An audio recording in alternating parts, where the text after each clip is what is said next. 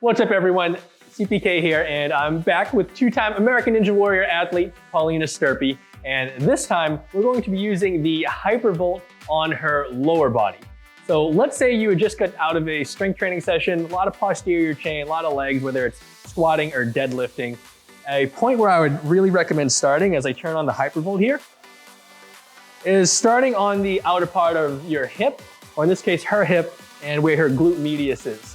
Because let's say regardless of if you were doing a quad dominant or a hamstring and glute dominant training session, you want to start at the hip and the outer part there, because that's what supports primary like linear or lateral type of movements. And in this case, we want to start at her glute medius.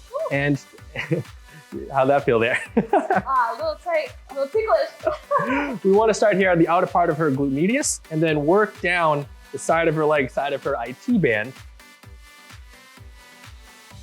And then from there, I'm going to come up and work on the inner part of her abductors. And then I'm going to work the Hypervolt down her quad. Now this is important here because let's say we just got done a serious intense squat session. While her hip flexors are probably a little bit sore, whether she realizes it or not.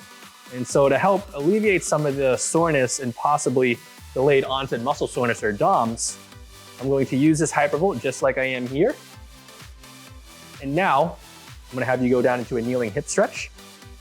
When she gets down into a stretching position like this, her hip is going to be a lot more pliable and it's going to be a lot easier to be able to get into these type of stretches. And so using the Hypervolt for the percussion therapy on those areas that you're looking to stretch out post-workout is really actually going to save you a lot of time for your recovery. Because if you can get into your stretches a lot easier and they're a lot simpler to be able to move through, your body's going to have a much easier time to come back the next day and the day after that and the day after that back in full force.